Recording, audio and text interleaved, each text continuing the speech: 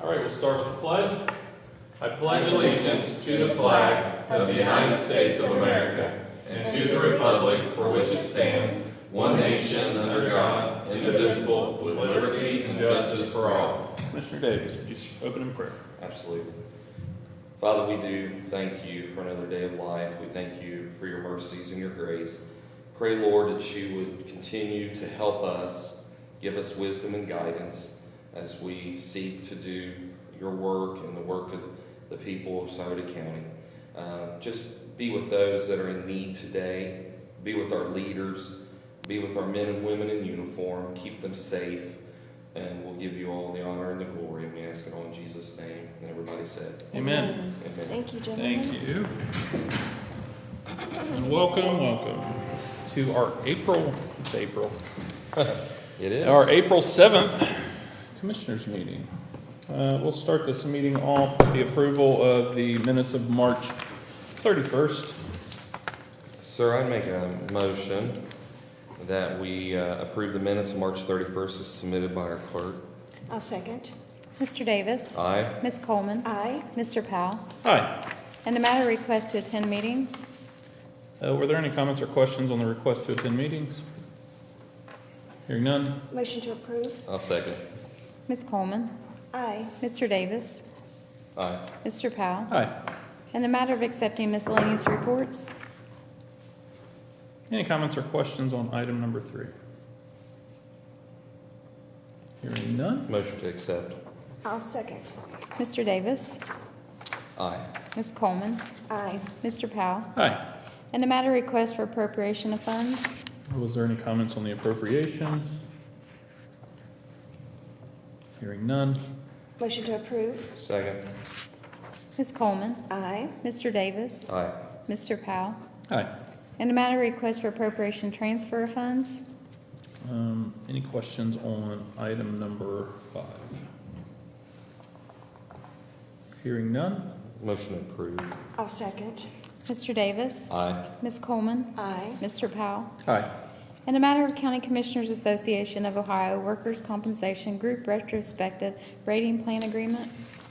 This is an agreement with CCAO, which is our association, County Commissioners Association for Workers' Compensation Group Retrospective Rating Plan, which is intended to achieve lower workers' compensation costs for the group and to result in the establishment of safer working conditions and environments for each participant.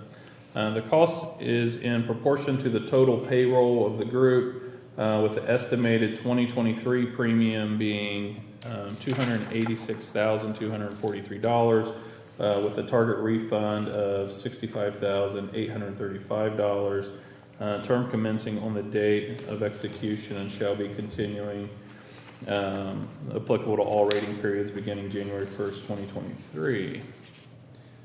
Any comments or questions?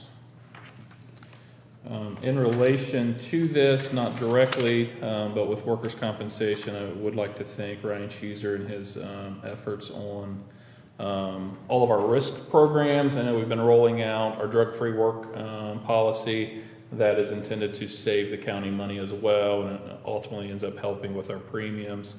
So we are tackling different workers' comp strategies to lower our risk and lower our payments, and quite honestly save the taxpayers money. So thank you, Ryan. He's in the room today, so thank you for that. But this is the agreement for our rating plan. Any comments, questions? Hearing none. I'll make a motion to approve. Second. Ms. Coleman. Aye. Mr. Davis. Aye. Mr. Powell. Aye. In the matter of sub-grant agreement between the Board of Scioto County Commissioners and Growing Lucasville Opportunities Incorporated regarding American Rescue Plan Act funding. This is the sub-grant agreement. We've already awarded Growing Lucasville Opportunities GLOW the $150,000 from the ARPA funds to assist with their recreation entertainment venue there on the township property. With the new guidance, we have to have these sub-grant agreements in place as we're allocating money in this fashion. Thank you for Maggie Miller and the prosecutor's office for all of her work on ARPA. It's a moving target. The guidelines change seemingly every week, so thank you so much for her to, not just what she does for us, but what she also does for all the townships, but she's responsible for helping the townships out as well. But so this is basically cleaning up and putting sub-grant agreements in place for some of the grants that we've allocated. Any comments or questions? Hearing none. I would make a motion that we approve I'll this sub-grant. And I'll second. Mr. Davis? Aye. Ms. Coleman? Aye. Mr. Powell? Hi. In the matter of sub-grant agreement between the Board of Scioto County Commissioners and 14th Street Community Center regarding American Rescue Plan Act funding. Likewise, this is in relation to the grant to the 14th Street Community Center in the amount of $225,174. Once again, it's the sub-grant agreement to ensure that we're in compliance with all of the ARPA requirements as they're changing. And this is for the renovations and the expansion of their gymnasium there to provide safe and suitable space and services for underprivileged adults, children, and students. Any comments or questions on item 8? Yes, sir. Mr. Chairman, I wanted to add to this. There may be some questions as to what exactly is going on with this project. And just within, well, we've been dealing with this for several weeks now, actually, but have had discussions with Peggy Rice, PMHA, kind of what her expectations and thoughts are on it, as well as with Drew Carter up at the 14th Street Community Center. And then I did contact City Manager Sutherland. There is a question in regards to a alley that sits immediately behind the center on the GIS, but really was never constructed. The question is in regards to vacation of that alley. Has that already been done? City Manager Sutherland is supposed to get back with me on that and let me know, because that kind of changes the dynamic of the project in a positive way, possibly. So we're looking at that. Want to make sure that we're building in the right places and that we're not encroaching, and that all the property is where it should be legally. So we're working on that. Talked with the architect Dave Stone as well. He's aware of what's going on. So we need to resolve some issues on that. This encumbers the money, which is good. That way it's set aside. We know, and what we're trying to do is we're trying to avoid not having to go through PMHA to get land release. In talking with Mrs. Rice, that is very time-consuming and cumbersome. That you're dealing with the federal government at that point. So we're trying to avoid that, and we're hoping that there's enough room for the addition, but also for the sewer replacement and putting it in a different place. It needs to run alongside the building addition because it's on the opposite side of the building, and we would need to reallocate that, remove that, relocate. That's what I'm looking for. And because of the addition, it would actually be under the addition, and that's not good. So we need to be able to have enough room on the outside of the addition to move that sewer line for future access if needed. But the alleyway is crucial to make that happen. And if there is a vacation already, that's problematic. If there hasn't been a vacation already, then of course 14th Street Community Center would assume half of that vacation. PMHA would also assume half of that. There may be enough room. So we're trying to do that. I just wanted to clarify to you all what was going on with the project and some of the discussions that had occurred. And thank you for that update and your continued efforts on this project. I know it's been in the works for a while, and then of course as you get deeper into projects, things pop up. So as you said, the money is encumbered at this point. As long as all these things can be resolved, would love to see this project move forward. And for the ones on the watching today, of course, this is for the bleacher addition to the center, which if anybody's ever been in there before, they have this great gymnasium, but they have no area to view. The families, it's chairs against the walls. There's no room for families to come and watch their kids play and to participate. And really, that's something we really want to foster is more participation, more family involvement in these wonderful activities. something that is their vision at the 14th Street Community Center. So that's what this is all about, is doing that addition so bleachers can be added to the center. All right. Any additional comments or questions on item 8? Hearing none. I'll make a motion to approve. I'll second. Ms. Coleman, Aye. Mr. Davis, Aye. Mr. Powell. Aye. In the matter of Energy Communities Alliance membership for Scioto County, The Energy Communities Alliance is a membership organization of local governments adjacent to or affected by the U.S. Department of Energy activities. The mission of the ECA is to bring together local government officials to share information, establish policy positions, and promote community interest to address an increasing complex set of constituent, environmental, regulatory, and economic development needs. There is a membership fee associated with being involved with the Energy Communities Alliance. It is for $2,800 for the period of April 2022 through June 2023. Any comments or questions on this item? I'll just add, I'm the one that brought this up, and I really am glad that we're entertaining doing this. I hope that everyone will agree. They are a very important group, alliance that promotes and fosters growth of communities next to energy plants, and the Piketon plant is the one we're talking about here. And by being members, we have access to a lot more information of energy projects that are ongoing through the Department of Energy. As many people know, that we are really striving hard to reindustrialize that site. There's a lot of decommissioning and decontamination going on at the Piketon site. And I know, a lot of people say, well, that's Pike County, why do you care? Well, we care because there's 1,100 Scioto Countyans working at the site. So we are very involved out there, and we work with the Pike County Commissioners and others in that community and elsewhere throughout the 4-county Jedisu region. And with SODI and others, we have representation on the SODI board, the SSAB board, and this will give us a lot clearer insight into what other areas are doing and what projects are available, and so that we can lobby and work hard to bring business and jobs to the Piketon site as we see fits. I think it'll help us to have a better understanding of the Department of Energy and what some of their goals are, because a lot of that is shifting. There's a lot of changes within the Department of Energy, and we need to stay on top of that. I think the cost of $2,800 is a small investment in order to have that insight and that knowledge, so that we can work together as a community with other communities to really foster growth at the site. 2035, 2037, it's out there a few years, but in the realm of government, that's not very long, and we need to plan for that reindustrialization, and this will give us a little bit more insight, a little bit of help to be able to do that.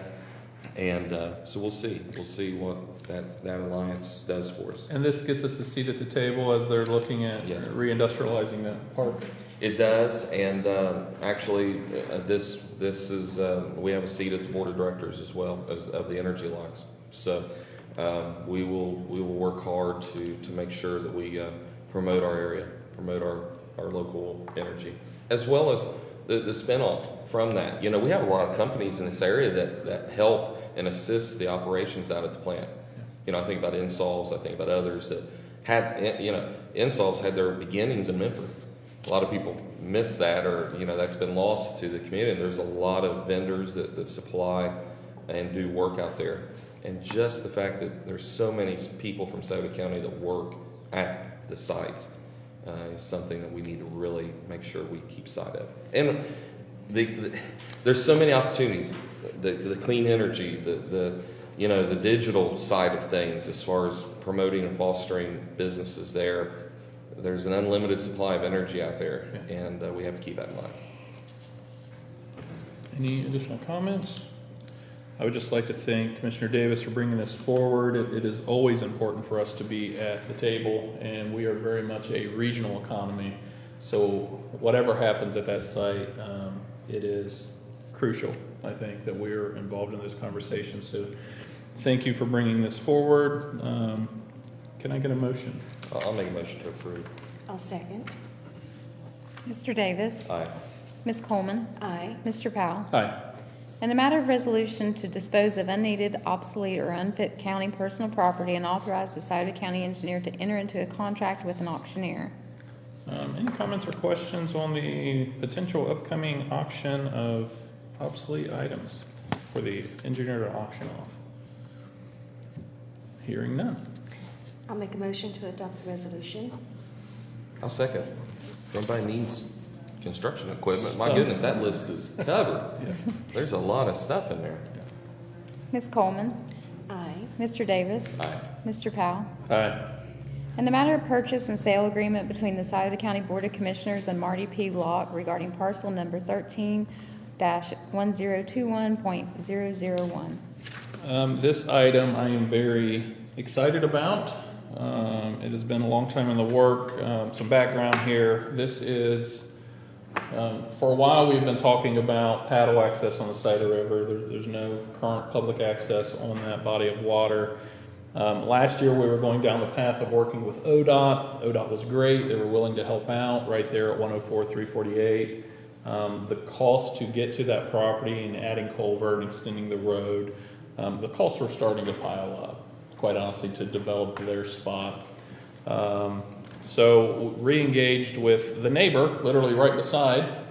He has a lot of property out there for sale at 348-104, and really the only piece of property that I was interested in was a little 1 acre that's set on the river, that's pretty flat already. And you know, Mr. Locke was kind enough to meet me out there, and I was able to share with him the vision of, you know, hundreds of boats and businesses popping up to get people involved in recreation and on the river.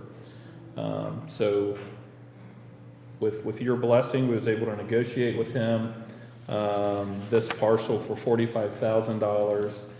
The benefit here is that it will be a permanent asset for the county. What we were looking at with ODOT would have been a 10-year lease. So, you know, things can change in 10 years. This is a permanent access and will be a permanent public access for our citizens and our tourists and our visitors to utilize. And it's not just a recreation play. I already know of 2, possibly 3 businesses that are going to try to figure out how to capitalize. Very similar to what you see up around Mohican, Hocking Hills.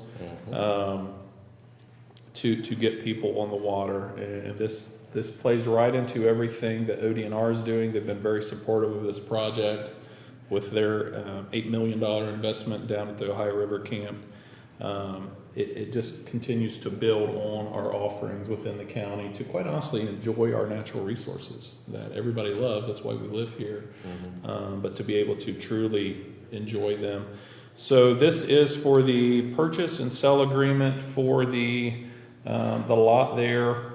It's at 104-348, sitting right at the dead end of Old Bridge Road, for us to then hopefully develop into a paddle access for our citizens and visitors alike to enjoy. Any comments or questions?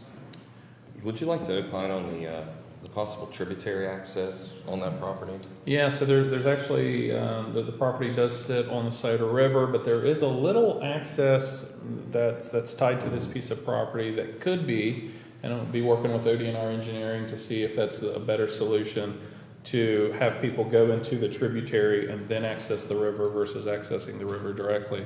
But it's still right there. It's just a matter of dealing with the current or not, and what that looks like. High water, low water. High water, low water, all those things. I would think that a tributary would be a little bit easier to access than moving water, per se. Potentially, yeah. So we'll have to. So we'll have some preliminary conversations with ODNR. You know, they initially had some engineering drawings for us on the ODOT property. They're more than happy to help with engineering drawings on this property as well. Okay. Any other comments or questions? Hearing none. I'll make a motion to approve. I'll second. Mr. Davis. Aye. Ms. Coleman. Aye. Mr. Powell. Aye. In the matter of 2023 Rural Transit Grant Certifications and Assurances regarding Access Scioto County. Any comments or questions on the 2023 Rural Transit Grant Certification? Hearing none? I'll make a motion to approve. Second. Ms. Coleman, Aye. Mr. Davis, Aye. Mr. Powell. Aye. In the matter request for fund transfers, Any comments or questions on the fund transfers? Hearing none? I'll make a motion to approve. I'll second. Mr. Davis, Aye. Ms. Coleman, Aye. Mr. Powell. Aye. In the matter of approving the payment of the regular schedule of accounts for the various funds, moral obligations, and the then and now certificates in the total amount of $524,773.12. Any comments or questions on item 14? Hearing none? Motion to approve. Second. Ms. Coleman, Aye. Mr. Davis, Aye. Mr. Powell. Aye. In the matter of resolution regarding the expenditure of American Rescue Plan fiscal recovery funds regarding Portsmouth Murals Incorporated. Had the opportunity to meet with members of the Portsmouth Murals. Of course, everybody loves the murals. It's one of the main things people outside the area knows of the Sauter County and Portsmouth. Throughout COVID, they weren't able to do fundraising, quite honestly, at all.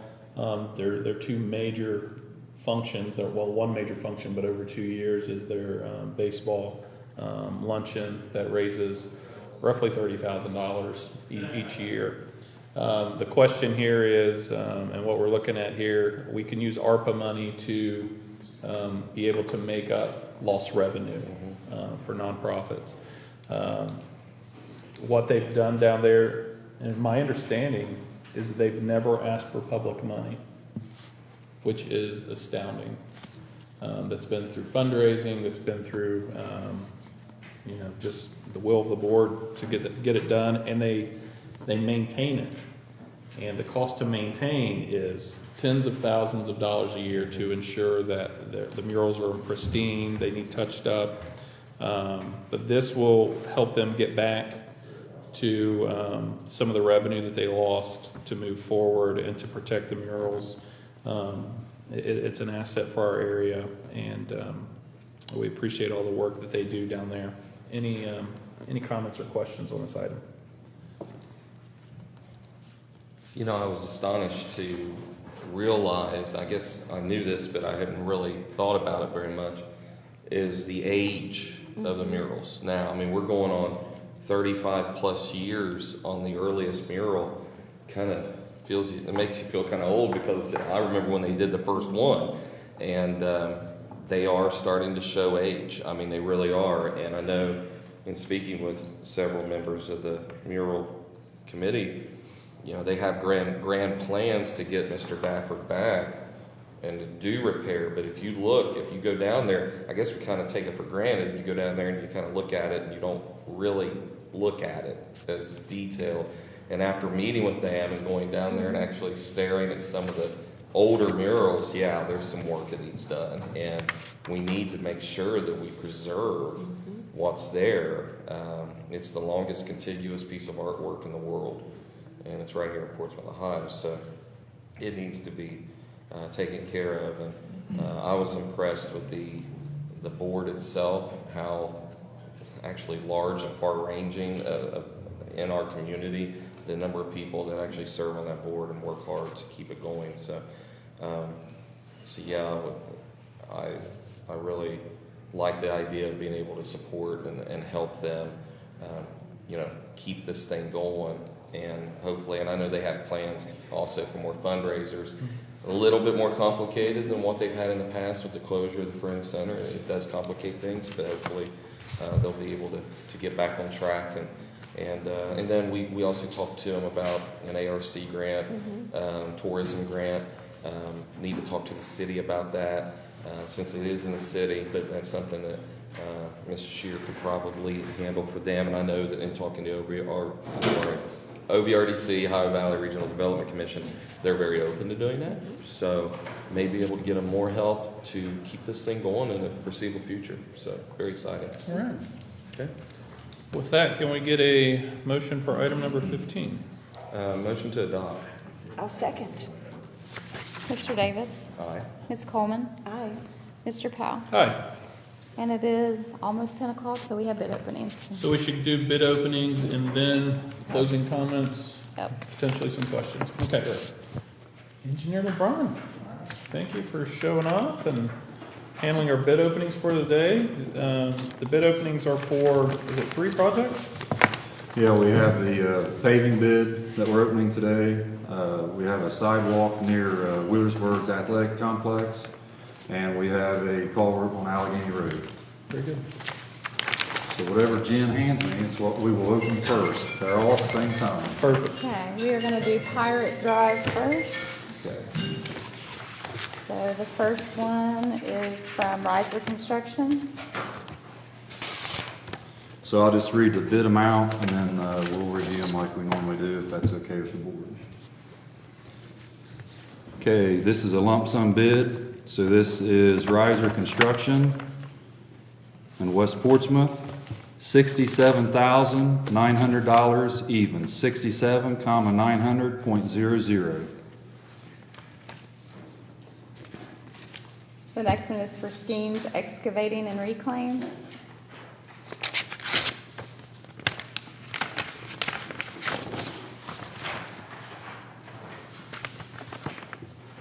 Yes, Skeens Excavating from Wheelersburg, $82,000 even, 82,000.00. Distal Construction Incorporated.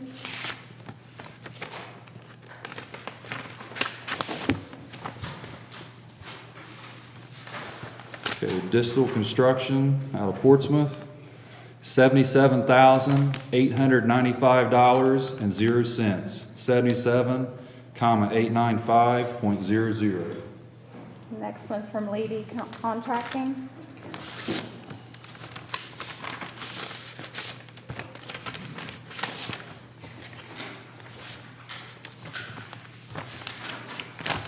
Okay, finish. Give me just a second.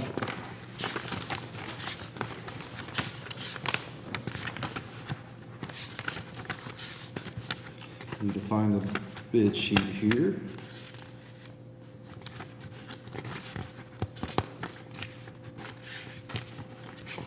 It's gonna be the last page I look at. Do we have any music, Scotty, that we can play? Or Brian said he would sing. we're good. We don't need any music. Change your mind really quick. Yeah, we don't need that. Yeah, forget it. Okay, here we go. All right, thank you. All right.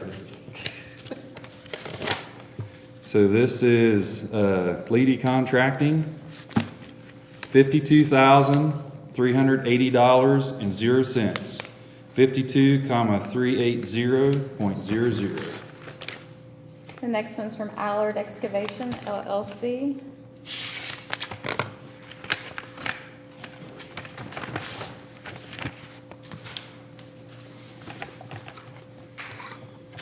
Allard Excavation out of South Webster, $62,500.00, 62,500.00. This one's a mystery, so I'm gonna have to open it to see.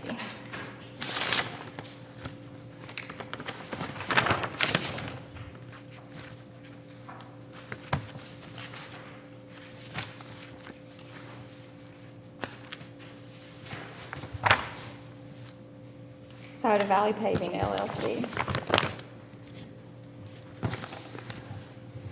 Soda Valley Paving out of Lucasville, $88,700.00, 88,700.00. That is all of them for Pirate Drive.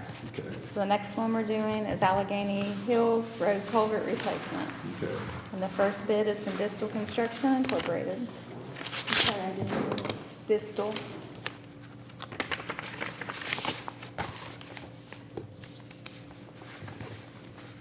Okay, Distal Construction out of Portsmouth, and this is for the Allegheny Road culvert, $71,268.00, 71,268.00. The next one's from Allard Excavation LLC.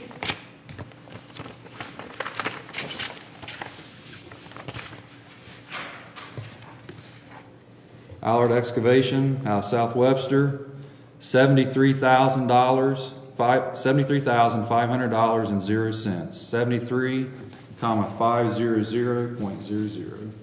Next one's from Riser Construction.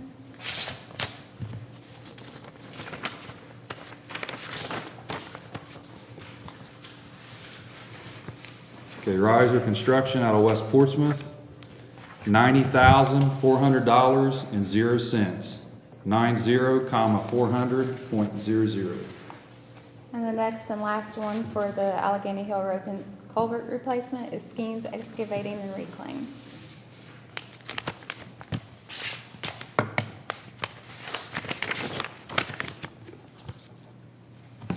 Skeens Excavating out of Wheelersburg, $71,500.00. 71,500.00. The next bid is for the 2022 hot mix materials, and the one and only bid we have is from the Shelley Company.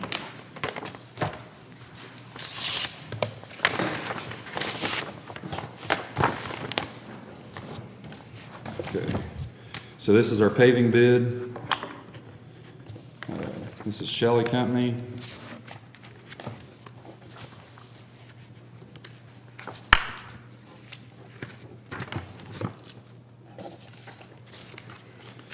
Okay, so there are different items. I'll read each one, and then we have a total at the bottom that I'll read. So for item 1, that's asphalt that we pick up at their plant, $81.50 per ton, 81.50. So for item 2, which that's the asphalt that is placed on the streets, $93.20, 93.20. Item 3, pavement planing.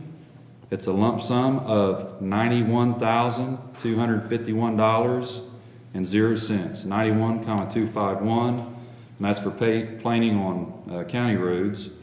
So this project, the City of Portsmouth is participating this year as well. So Chillicothe Street and Kenny's Lane are the two of the roads that are going to be in it. So item 4 is pavement planing in the City of Portsmouth. The lump sum is $126,082.50, 126,082.50. Item 5, pavement marking for county roads, lump sum of $116,335.00, 116,335.00. Item 6 is pavement marking for the City of Portsmouth, lump sum of $31,475.00, 31,475.00. Item 7, manholes adjusted to grade, lump sum of $118,080.00, 118,080.00. Water valve adjusted to grade, item 8, lump sum of $40,050.00, 40,050.00. Item 9, catch basin and curb inlet adjusted to grade, lump sum of $8,610.00, 8610.00. And the last one is an alternate bid for paving a parking lot for Porter Township, lump sum or total cost of $23,310.00, 23,310.00. So the grand total of all that, $4,325,446.30. 4,325,446.30. And that's it. We appreciate you on all these projects. Can you speak just briefly the cost increase? Yeah, so I mean, what percentage did we just see? So on the paving, you're looking at a little under 20% increase. So our previous bids, we had aggregate and we had our liquid emulsion for our asphalt material, had about a 20-25% increase. So this is a little bit less than that. So didn't see quite the increase on the paving that we could have seen. Now, I don't know off the top of my head the increases for the planing or for the pavement marking, but that stuff's up some too. So 20-25% increase is what we're seeing. So, a lot of this stuff is subsidized with grant funding. but also we have local share as well. So whatever the grant said they're gonna pay, we gotta make up the difference. So for our local share on this project, it's 40% for the grant stuff. So of the 40%, we'll have a 20 to 25% budget hit. And then gas prices are higher. So our gas tax funds 65 to 75% of our budget roughly. So, we're selling less gallons, and the gas tax is cents per gallon, it's not a percentage. So if if it goes to $20 a gallon, the tax stays the same, which, that's just how it's set up. So it's a little bit of a pinch. So, we feel like we got enough cushion at the county. Now we've got other stakeholders in our paving project. City of Portsmouth's in it this year. Half the townships, I don't remember exactly which ones. I know Porter's in it because they had the parking lot they wanted to do. So anyway, so all the townships are gonna have that same increase as well. So it's a little bit of a hit there. A little bit about the projects quickly. The Pirate Drive sidewalk, that one is over by their ball fields. They have an existing sidewalk on the school side of the road that dumps into grass on the other side, and it's right behind the baseball field. So this is a joint project. Of course, you guys are participating in this. We got 60% of it funded from the grant. I think our low bid was lower than our estimate, so we should be good there. So, but then the township is participating as well. We've adjusted the speed limit on that road, so we're trying to make it safer for kids. There are a lot of kids walking across the street there. My roommate from college is from Wheelersburg, and I told him he's going to really appreciate the mighty Memphis Falcon, that concrete imprint we're going to put on that sidewalk. So they're going to be pretty thrilled with that. Yeah. So we're looking forward to that. Yeah. So yeah, You are on camera. I'm fine. We'll get some calls. So anyway, Wow. And then the Allegheny culvert, our crews usually put most culverts in. This one's a little bit deeper, and whenever we get to something that's something we don't see all the time, we bid it out. We have a great group of contractors here in the county, and we try to have enough to keep them busy and interested. Of course, we can't fund them by ourselves, but we can help with other groups here in the area. So, and then of course the paving. I think with the paving, with the grant we got this year, just for townships, we're right around $2.5 million of grant dollars just for townships for paving township roads. So, I brought Paul and Ethan with me. We let them out of the building today. So they do all the hard work and the heavy lifting on getting the bid out and then the inspection. There's a lot of paperwork. Carla and Trista at the office have to track it. We work with the auditor's office. We work with your office on all the MOUs and cooperation agreements.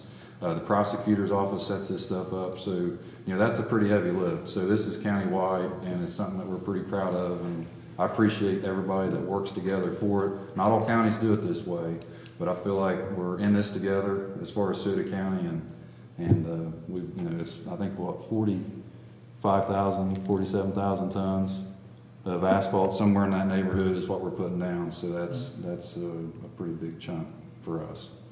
Could you repeat the amount of, you said it was 2 million or over 2 million? 2.5 million. 2.5? And grant. Of course, they've got their local share on top of that. So that's stuff that we do, the plans, we do all the inspection, all the paperwork, the grant application, the estimates, and then the payout. So, and then, the auditor's office, we have to, and Ethan usually gets stuck with it. Every penny that's spent on that project, we have to see what entity it goes to and then what road it goes on as far as for their capital reporting that they have to do in the auditor's office. So we work with the auditor's office on that. So anyway, $2.5 million, that's just with the townships. I think the city with this will be right around $750,000. Do you know the paving schedule for Chillicothe Street and Kings Lane? Have they said anything to you yet? No, okay. I know that I think the city is planning to do some water line work prior to bidding, which is a good idea. And I think they're going to do some work on the brick sidewalks before it's paved as well. So They were on Chillicothe Street 2 days ago doing water line work. So. Okay. So it's, there's a little bit of work. Usually this stuff, usually August to early November is the hot period for that stuff. So sometime in that period, usually, probably when that's going to occur. And ODOT I know ODOT was looking at doing some paving in the Yeah, city. I think we drove around some of their barricades today. So Yeah. I think they're here today. So of course that's Shelley, which Shelley has a representative here with us today. So they do a lot of the paving work, the bulk of it here in the county. So they're a good company to work with. They have a lot of local folks that work on their crews. So, you know, a lot of that money from their crews that's staying in Sauter County. So. Well, look, we appreciate all the work you guys do to keep our roads up and going, and it's encouraging to see Portsmouth participating this year, Absolutely. making their money go a little further, and they're hitting some major roads that I know you get to hear about, and I know we hear about, Absolutely. but it's good to see that Portsmouth is working with the county. Yeah, their management, Sam Sutherland, is excellent to Yeah, work he's with doing a on great that job. stuff. So, absolutely. Thanks, guys. Well, thanks so much. Yep. Thank you all for coming. Thanks for letting them out of the building too. It's good to see them. I think they're going to buy me mine. I think I want that. Oh, did you win a bet? I think so. All right. Yeah, asking about it. And thank you all for bidding and coming in Yes, thank and you. participating. Thank you. Thank you. Shelley. She's Shelley. Hi, Shelley. She's Shelley. Yeah. All right. Thank you. Now that we got our bid opening out of the way, was there any questions on the agenda? Wait, we have Oh, to, you have to. oh, sorry, we have to make a Motion motion. to Sorry. accept the That's bids and refer to Darren for canvassing and recommendation. Great. Can we get a motion? I'll make a motion to accept the bids and turn it over to Darren, engineering. I get a second? I'll second. Ms. Coleman, Aye. Mr. Davis, Aye. Mr. Powell. Hi. Thank you for that. Thank you. Any questions on the agenda? None on the agenda. Any questions? Oh, you got one on the agenda. Yes, sir. I missed the one on item number 8 pertaining to the 14th Street Community Center Sure. sub-grant agreement. So that project, we actually allocated the money last year. This is for the expansion of the gym to add bleachers. The money is set aside currently, and Commissioner Davis has been working on this one. There's some questions about the land, Right. where it's going to be moving to. So I know that 14th Street is working through it, City of Portsmouth is working through that. PMHA. PMHA is working Everybody, through that. yeah. So once that gets squared away, then hopefully we can release the funds to get that project going and moving. It's going to be adding bleachers Yes. so that they can have community events and actually have families come and watch, tournaments and things like that. Right now, it's pretty much impossible to do that inside that gymnasium. So this will help a lot. So my question, would there have been a better idea to intentionally build another gymnasium on one of the surrounding properties? Or would that ever? Yeah, what was presented to us and asked for and the designs given to us was from the 14th Street Center itself. There was never any talk about building a gymnasium. This is literally an add-on to what's already there. So the cost to build a gymnasium, I can't even imagine what that would be. But this was the project that was presented. So we, I'm aware, I've heard about it. yeah. And that's, in that area, they're talking about doing that extension.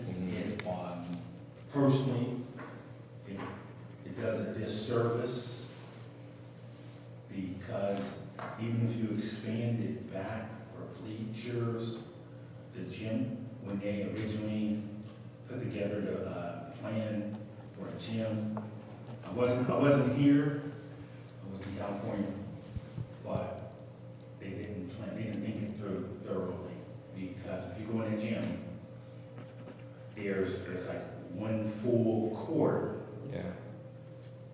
and they should have thought about having a double-sized court at a different location, and then you intentionally add additional seating to accommodate that. Yeah. And that was, I can't even remember how long ago that was. That was, if I'm not mistaken, now Senator Portman was House of Representatives Portman when they came up with the funding for that. And I'm thinking it was the 80s, maybe 90s, maybe. And yeah, it's a very small footprint. It really is. It's very confined. I don't know if that's because that's the land they owned at the time. I don't know. It was so long ago. I mean, there's no way to know that. But what we're trying to do now is just maximize the space that they do have. And it is a problem right now. We're trying to figure out an alleyway that sits right behind the center, and we're not really sure. But the way Dave Stone designed it, this will hold several hundred bleachers, or space for several hundred people, a couple of hundred at least. So that would be helpful, better than the way it is now, and you can't watch a game safely without getting hit by a ball or something. You know, it's not safe the way it is.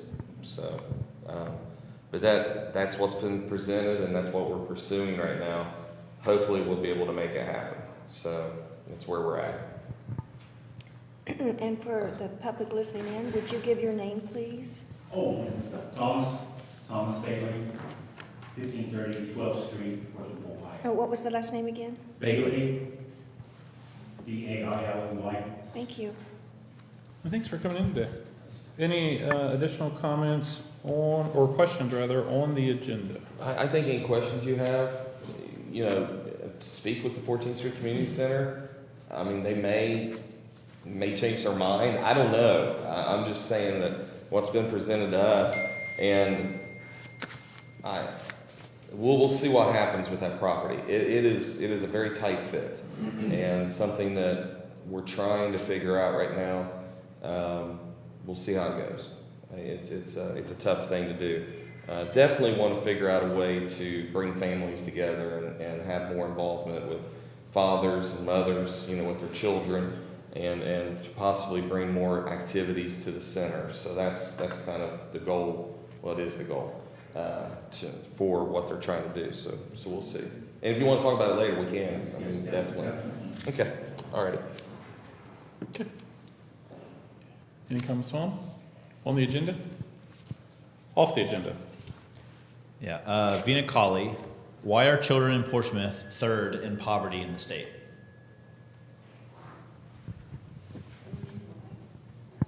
Either one of you have a response to that one? I think it's part of the county in general. We are one of the most impoverished counties, which is ultimately going to impact the children involved in the county.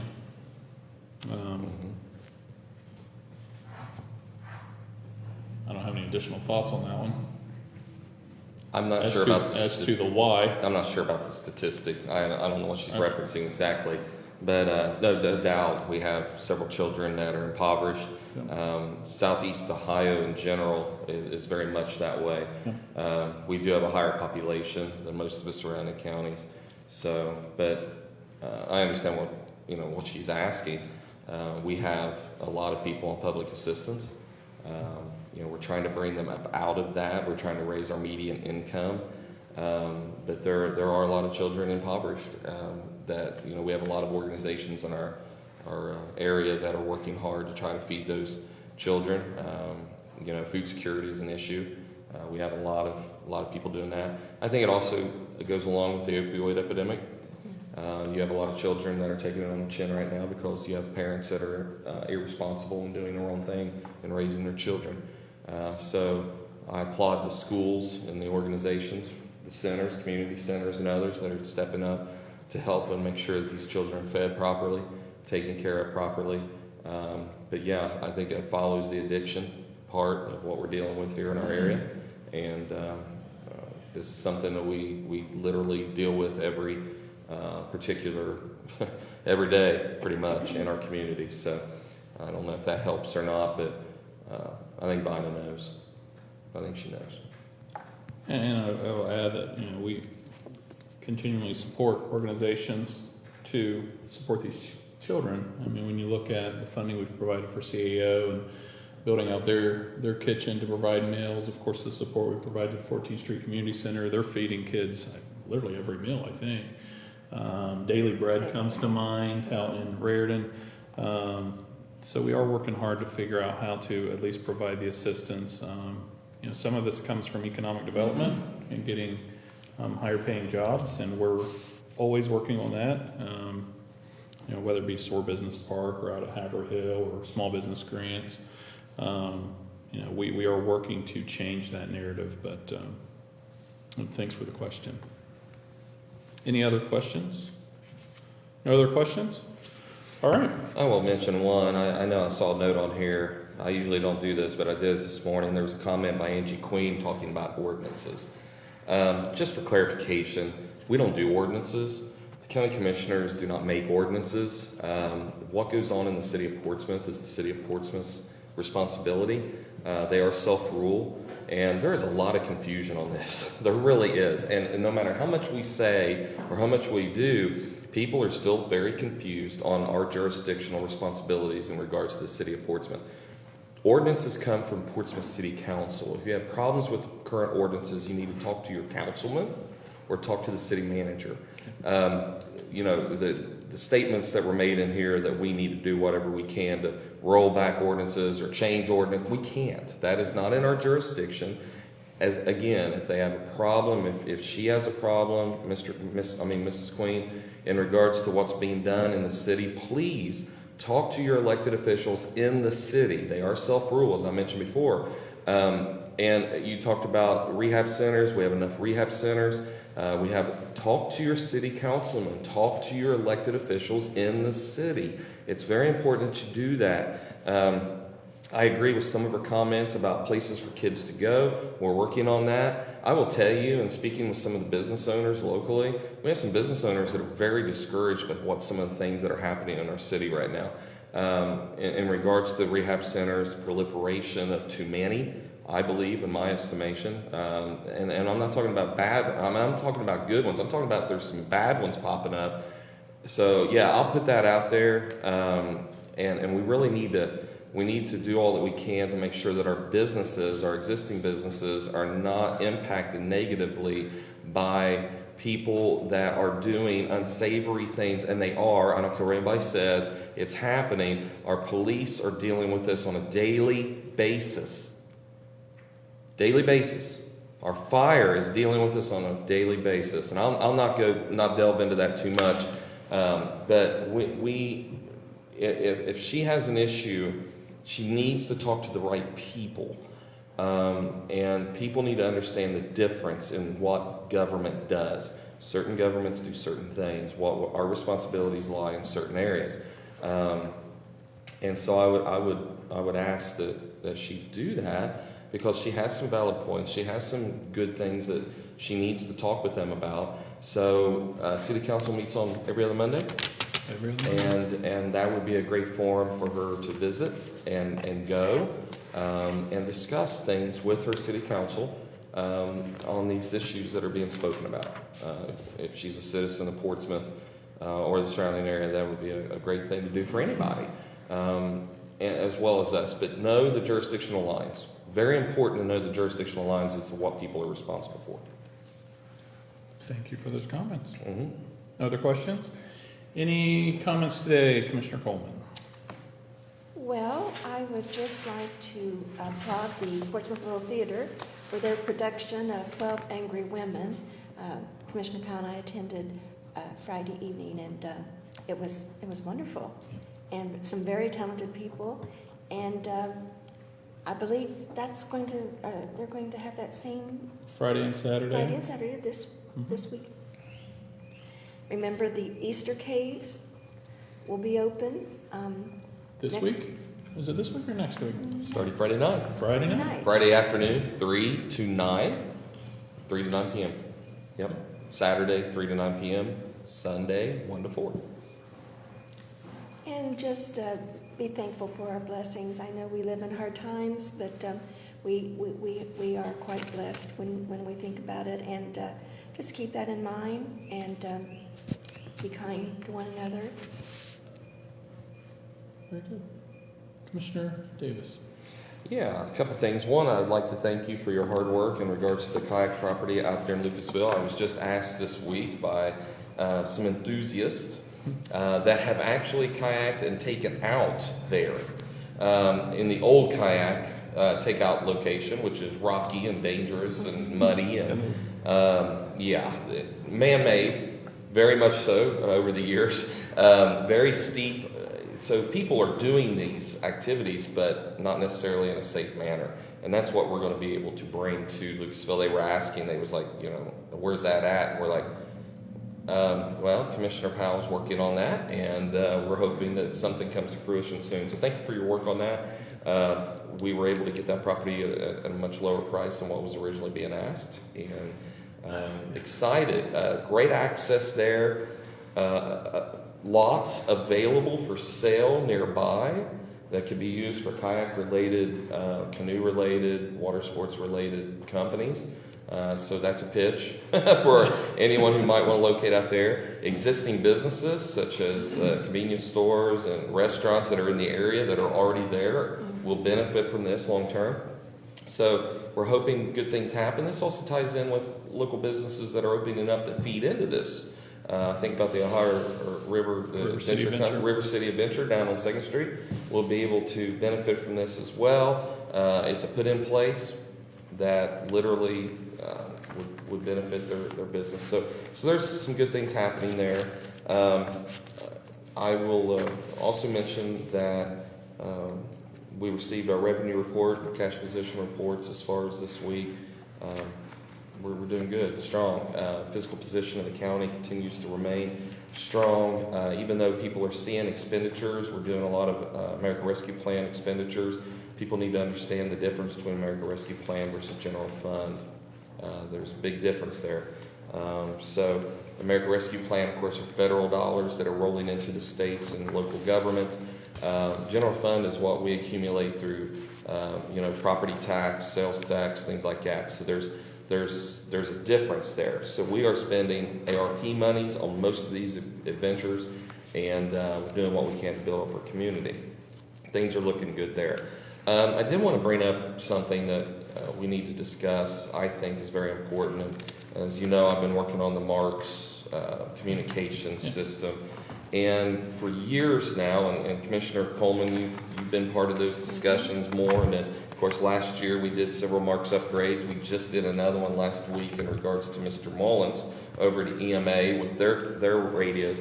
But we have worked really hard for several years now to help our first responders have better Marks radio coverage.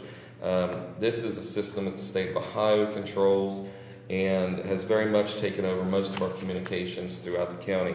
One thing we found out during the ice storm is that, and this was decades ago, that loss of communications cripples the county, and it did back then. We are in a much better position than we were really just 5 years ago with Marks. We literally, in the last 5 years, have now equipped our volunteer squads. Everyone's got Marks mobile and base units. That's been done through our fire chief, Chief Hussey, up at the Ohio Firefighters Association. Of course, he has moved on, but we continue to work with them.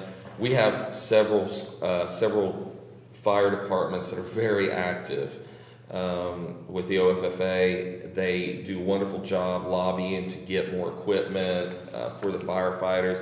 Our volunteer squads, our full-time squads, all of this is done. A lot of behind-the-scenes work that these individuals do really on their own time. I mean, they're volunteers. A lot of them have put in a lot of hours doing this work. So we've kept that communication up, supporting, trying to do more.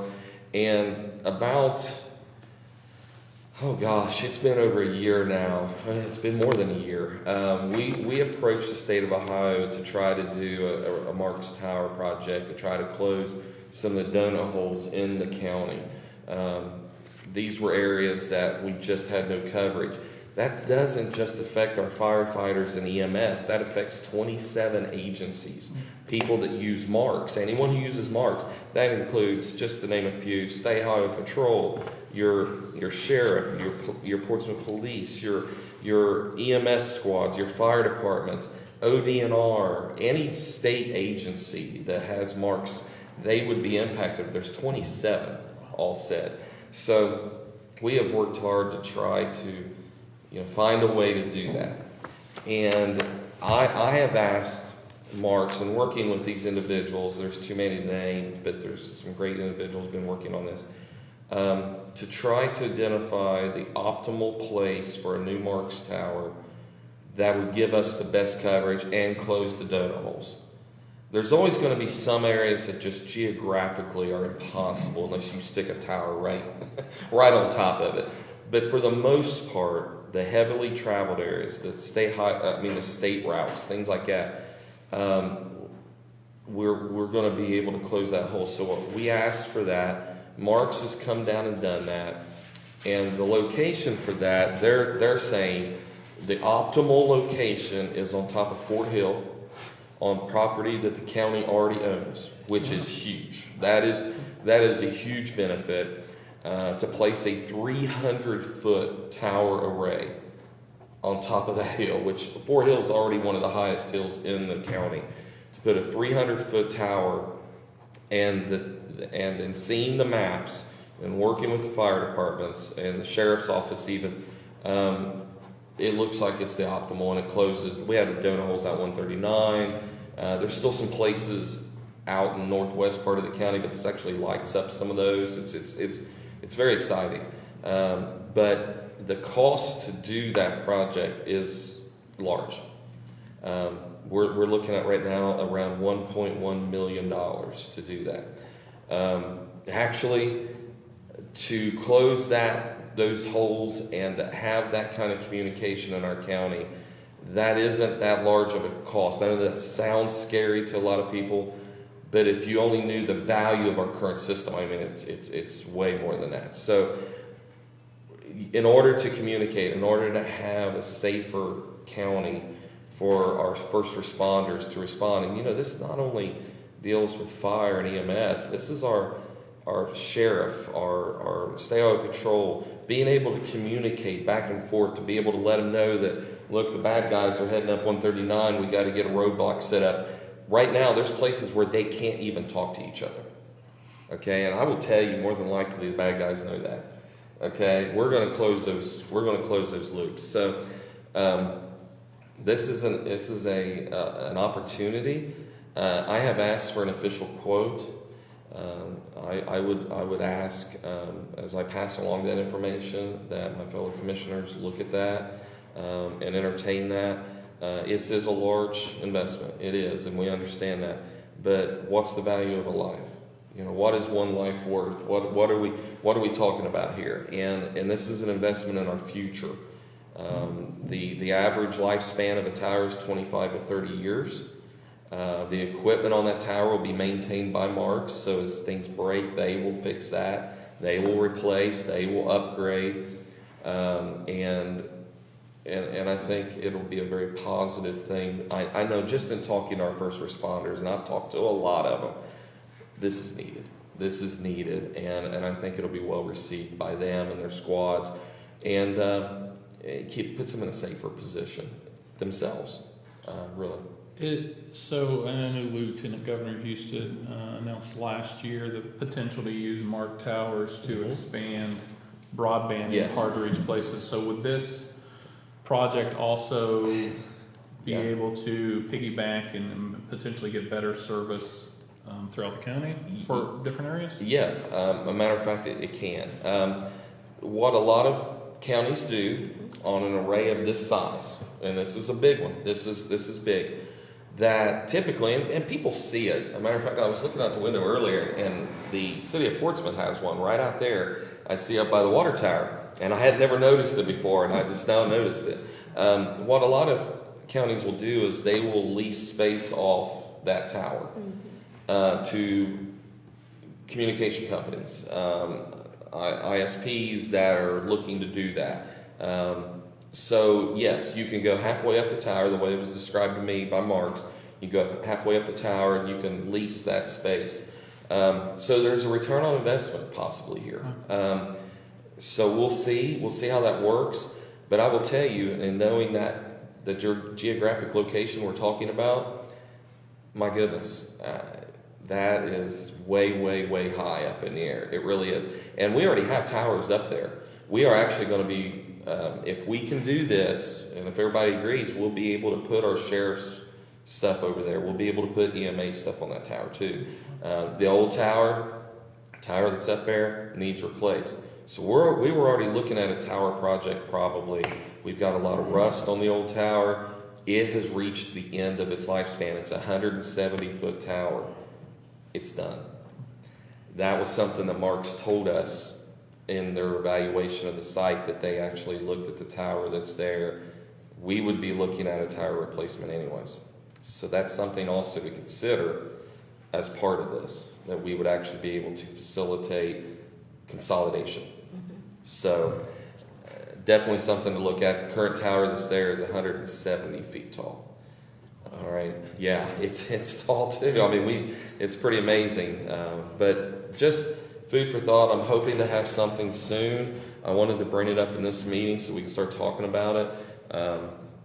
And then I'll forward information as I get it and let you all review it, and then we can bring it up in a future meeting. But I think it's a positive thing. So that's on Marks. And then the conference yesterday, the OCCO conference. CCO, I was there at the conference as well, but then our CCO meeting with the Lieutenant Governor was very nice. Met the Governor, saw the Governor last night at the conference. It was a very interesting conversation in regards to housing and just and this was at the CCO meeting. It was an interesting conversation about housing and how the state's looking at, we have a housing shortage, a major housing shortage statewide. We have one here for middle income, even low income, affordable housing for low income. It's just not here. We don't have it. And they are looking at doing tax break incentives for builders to do just that. They're looking at that in a huge way. So, and then some of the discussions we had with the Governor in regards to mental health and recovery, and some very good, constructive conversations. I think that'll pay off in the long run. But I'll let you opine on that. I know that you've got quite a bit on that. But and then speaking with local business owners as well, and some of their challenges has been very eye-opening for me. Just here recently, some of the new challenges that they're dealing with, and something that we're very cognizant of, and that we need to stay on top of to help our local businesses not just survive, but also to thrive. And that's something that's very important. So with that, I will turn it back over to you, Mr. Chairman. Thank you, Commissioner Davis, and thank you for your efforts on the Marks Tower research and speaking with them. Of course, our first responders and people on the front line are so valuable to us, and they do so much to keep us safe. And so if there is an opportunity where we can provide them coverage and safety and communications, I think it's worthwhile to be looking at that opportunity. A couple things, as Commissioner Davis stated, I had the opportunity to meet with the Governor yesterday. Very engaged with the concerns of Sauter County and the successes, quite honestly, of Sauter County. We had a lot of good conversation with him and his staff regarding the brownfield at the there by the water treatment plant. Hopeful that we can hear some news on maybe an award in the foreseeable future. I know they're grading all the applications, but that's potentially coming out this month, which is a huge win for the community if we can land that funding to clean up that dirty piece of ground. The Governor is also very interested in mental health services, which we are as well. And he was interested that, we shared, personally I shared, I would like to see other counties build out their infrastructure. Mm-hmm. I know we hear time and time again that, hey, there's people coming in from out of town, and if they're successful, hallelujah, but if they're not, what those problems cause. And I think part of the reason people are coming here is because we build out our infrastructure first. Yeah. So they are looking at funding statewide for mental health and addiction services, and just sharing with them it's important for people to be able to recover where they're from and where their support structure is. And so good conversation there. I had a lot of good conversation about broadband. Of course, the the grant funding. They're very excited about that and how that's shaping up. And then economic development, like overall, he was very engaged. His staff was very engaged with what we were saying. He was taking notes very quickly for follow-up items for his staff. But it was a very good meeting. And of course, we got to meet with Representative Baldridge and Senator Johnson. And those relationships are so crucial to what we do here in the county because they help get our voice out. Mm-hmm. So we appreciate both of them. But it was a good night. You know, there was a lot of positive comments. I think there's a lot of exciting things that could be coming for Sauter County, and I think the governor's excited about some of those things too. So we'll wait and see. We'll wait and see how that shapes up. Sauter was well represented in the room. It was good to run into Tanner Salyers. Tanner Knox Salyers, County yeah. Recorder. That's right. Was in the room, so that was good to run into him. He's a Green Township guy. That's right. And he's quietly representing Sauter County and Knox County. You know, Tanner was advocating for us as well, and he doesn't even live here anymore, so we appreciate Tanner. And then also this Saturday is the grand opening for the skate park for Portsmouth. It's a world-class skate park. People might not understand the quality of what they were able to pull off there with the Tony Hawk grants, and it's all grant funded. That starts at 12 o'clock, I believe. It kind of goes all day. I know Icky Woods will be down there. Autographs and pictures for charity opportunity. There'll be some skate offs and different things. So support that effort. We're always saying there's nothing for kids to do, and yet here's yet another investment for kids in the community. So if you get an opportunity, support that as well. And I'll share also what Commissioner Coleman said. That, Portsmouth Little Theater did a heck of a job with 12 Angry Women. Kathy was so kind to be my date, so I appreciate that. My wife was out of town, so thank you for joining me. And if you get a chance, go support the arts. And I know there's still other productions going on throughout the county as well. So with that, one last thing. It's mushroom season. It's becoming to be mushroom season. And I want to make sure people understand. It's so vital to our culture of being from Appalachian. There's still people that mushroom hunt, but the reason I'm sharing that is there's some people that grew up mushroom hunting that can't anymore. Some of our elderly. And so if you are a hunter and you find enough mess, if you find a mess that you can share with an elderly person, please do. I know last year I was able to get enough to share with some members in the nursing homes and what that means to them. And, just that one meal of fried mushrooms and eggs or however they prepared it really goes a long way. And it's a one time a year thing. So if you're a mushroom hunter, please share your spoils this year with some elderly that maybe can't get out into the woods. But yeah, so that's really all I have. Thank you, everyone, for tuning in and being participating. And with that, can we get a motion? Motion to adjourn. I'll second.